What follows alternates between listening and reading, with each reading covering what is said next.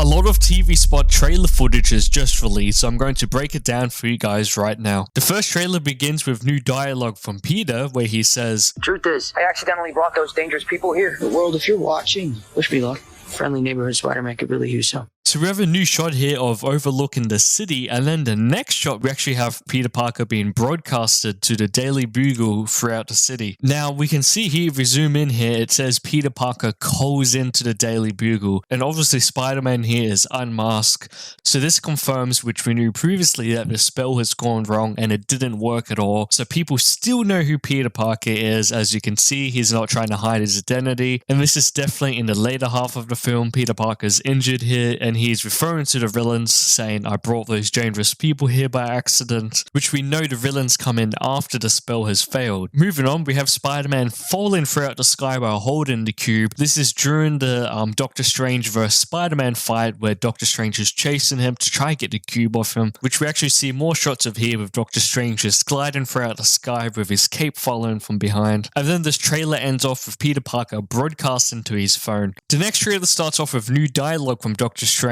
saying, "If that spell gets loose, they're all coming here." With this new dialogue scene, we have a new shot of Peter Parker holding the cube while listening to Doctor Strange. And Doctor Strange is obviously referring to the villains getting loose, because as we know, the villains are trapped inside of this cube, inside of this prison at the moment. Presumably, Peter Parker has been influenced to try help the villains escape. If not, they'll be transported back to their worlds and presumably killed. The next thing we have is a new dialogue sequence of Doctor Strange saying, "Don't do this," and Peter saying, "I have to try." So just as I said before, Peter Parker is trying to help the villains escape because he doesn't want them to be transported back to the world because he thinks they will die. Killing is against Spider-Man's morals. He doesn't want to kill, he wants to try save as many lives as he can. But in this scenario, Doctor Strange is actually right. Peter Parker doesn't know what he's getting himself into, and as we know, he actually does help the villains escape, and then they just wreak mayhem. While we are on the topic of villains, we have a new shot of the Green Goblin here, but his mask is actually seen broken here. We do know later in the movie he actually has this new look which has no mask, and